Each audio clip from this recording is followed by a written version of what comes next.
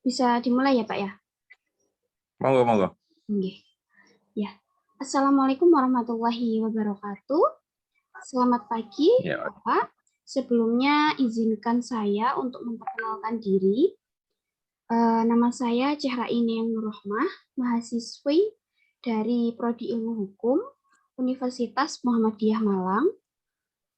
Sebelumnya saya sangat berterima kasih kepada Bapak Haji Syukur Priyanto selaku Wakil Ketua 1 DPRD Bojonegoro yang telah meluangkan waktunya untuk melakukan wawancara ini.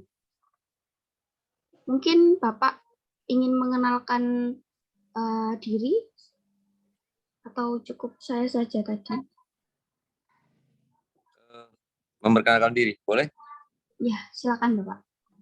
Ya, selamat pagi. Assalamualaikum warahmatullahi wabarakatuh. Terima kasih Mbak, siapa tadi? Cehra, Pak. Mbak Sehra ya? Ya. Ya, Mbak Sehra ya. Ya, yang saat ini sedang menempuh studi pendidikan ilmu politik. Universitas Hukum ya, di Malang ya. Ya.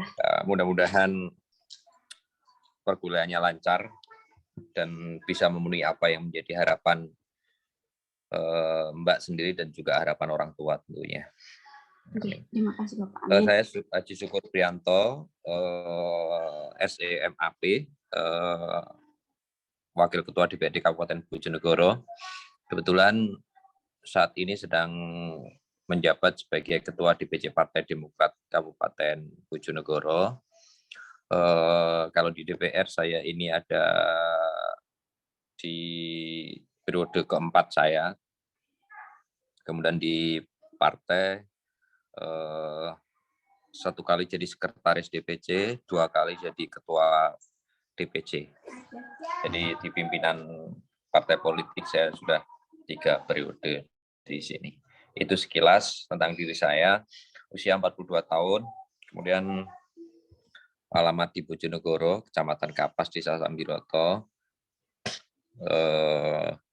Istri dokter yang saat ini sedang menyempuh ujian pendidikan spesialis di Universitas Airlangga Surabaya, anak 2.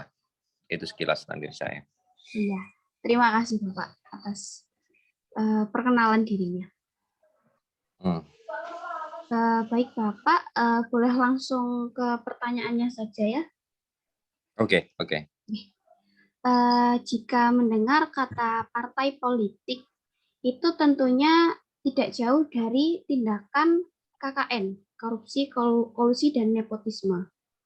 Apalagi tindakan KKN ini di Indonesia itu masih marak terjadi, Bapak.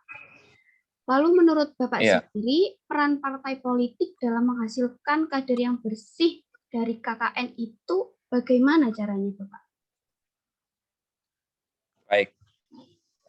Jadi begini, peran partai politik tentu sangat besar sekali untuk membebaskan kader itu supaya bebas dari KKN. Satu yang harus digarisbawahi bahwa kembali kepada namanya karakter dan jati diri calon kader tersebut ya, untuk mendapatkan kader yang baik dan punya etikat baik, tidak punya jiwa atau pemikiran yang senantiasa menjurus ke KKN, itu tentu harus diawali dengan proses rekrutmen yang baik. Nah, tentu harus dalam rangka proses rekrutmen partai politik ini, partai sendiri harus mempergunakan standar yang kira-kira gimana seorang kader itu ketika masuk menjadi sebuah keanggotaan partai politik itu tanpa syarat atau tanpa syarat betul. Tapi syaratnya apa? Tentu syaratnya adalah sebuah tekad dan kemauan untuk memajukan sebuah organisasi. Jadi tidak dilandasi dengan saya masuk ke sebuah partai politik kemudian harus membayar sekian itu memang harus dilakukan. Nah, ini tentu menjadi peran yang sangat strategis sekali. Kemudian yang kedua, bagaimana partai ini bisa menjadi penyokong seperti yang dimaksudkan tadi. Tentu di dalam mekanisme proses pemilu tentu kita harus ajarkan kepada seluruh kader kita bahwa tidak semata-mata kita dipilih menjadi anggota DPR Ya, tidak semata-mata kita menjadi sebuah kader partai politik itu dipilih oleh rakyat, dipilih oleh masyarakat itu karena dasar uang. Tidak boleh seperti itu. Tapi harus kita ajarkan bagaimana kita menyampaikan semacam sebuah visi, menyampaikan sebuah harapan masyarakat yang tentunya masyarakat bisa menerjemahkan, bisa menerima apa yang menjadi cita-cita, apa yang menjadi semacam sebuah program kita ketika kita menjadi sebuah, apakah itu anggota DPR atau kepala daerah, tentu kita bisa memberikan sesuatu yang terbaik pada masyarakat tersebut. Nah, hal-hal seperti inilah yang sebenarnya harus didedikasikan pada sebuah partai politik. Selain itu, tentu di dalam setiap momentum ataupun kegiatan, namanya kader partai, proses kaderisasi ini kan kader itu kan berangkatnya dari berbagai macam warna ya, berbagai macam sudut latar belakang sosial, ekonomi dan lain sebagainya. Nah, tentu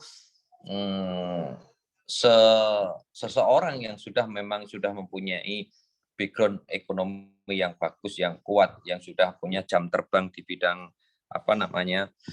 pengalaman di bidang sosial dan lain sebagainya, tentu ini harus kita berikan ruang yang cukup kepada mereka, karena apapun bentuknya yang namanya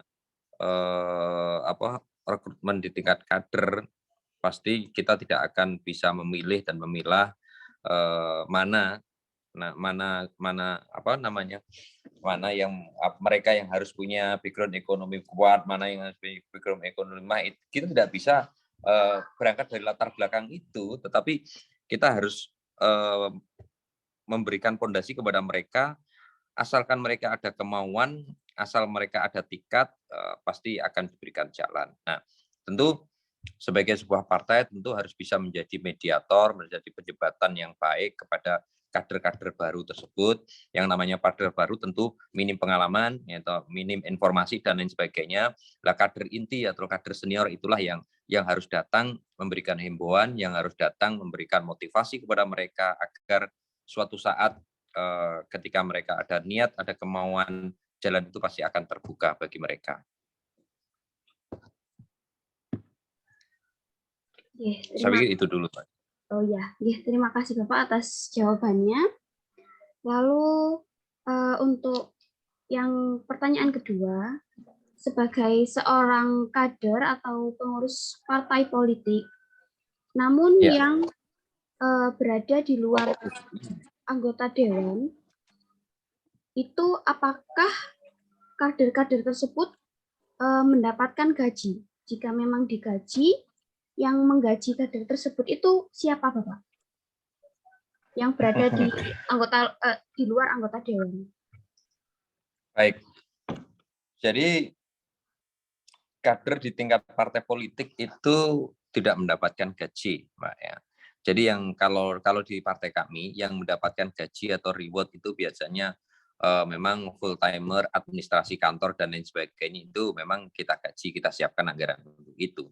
Tetapi kalau kader pengurus yang ada di bawah, apakah itu di tingkat kecamatan atau tingkat desa, itu kalau gaji sebenarnya tidak ada. Tetapi semuanya berbasis kegiatan. Misalkan yang namanya partai politik, kadang apakah itu setiap hari, setiap minggu, setiap bulan, itu pasti akan ada rancangan kegiatan-kegiatan yang sifatnya memerlukan dukungan massa, memerlukan proses konsolidasi yang perlu backup ke seluruh kader. Tentu biasanya itu kita berbasis kegiatan seperti itu. Kalau gaji sih tidak ada.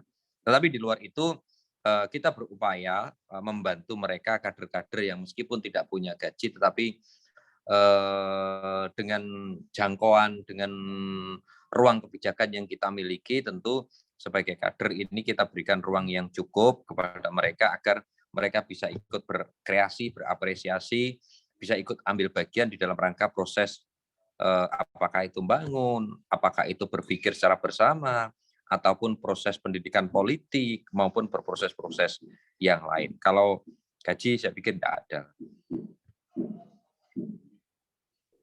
Oh, berarti tidak digaji ya, Pak ya? Ya, tidak digaji ya. Iya, Bapak. Berbasis kegiatan, Mbak. Kalau ada kegiatan biasanya kita kasih transport sebagai pengganti uang lelah, biasanya itu ada. Seperti itu. Iya, Pak. Baik, Bapak. Terima kasih untuk wawancaranya. Cukup itu saja sebenarnya. Sekali lagi saya ucapkan terima kasih banyak atas waktu luangnya karena telah membantu saya dalam menyelesaikan tugas ujian tengah semester. Ya. Kebetulan tadi saya lihat story Instagramnya Bapak. Sebelumnya Bapak mengisi on air, Pak, ya, di radio.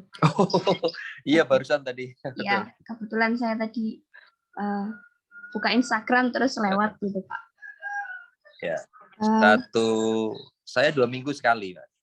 2 minggu sekali di radio memberikan informasi yang memang perlu masyarakat tahu lah berkaitan dengan Kabupaten Bojonegoro ini. Oh, oke, Bapak. Terima kasih Bapak atas waktu luangnya telah menghadiri wawancara ini. Mungkin dari Bapak ada pesan-pesan yang ingin disampaikan kepada masyarakat atau mahasiswa-mahasiswa hukum seperti saya gitu, Pak? Atau cukup gitu? Baik, saya pikir cukup deh buat Mbak Zahra ya. Iya, Ya, Zahra. Ya, mudah-mudahan studinya lancar, baik, dan bisa mendapatkan predikat atau angka kelulusan yang memuaskan tentunya. Dan saya doakan Mbak Zahra ini ke depan bisa menjadi generasi penerus bangsa yang bisa menjadi tulang punggung dan kebanggaan bangsa ini. Sukses Mbak Zahra ya. Terima kasih, Pak. Semoga Bapak Syukur dan keluarga juga selalu diberikan kesehatan serta semakin sukses ke depannya, Pak. Terima kasih Bapak. Amin. Sama-sama. Assalamualaikum warahmatullahi wabarakatuh.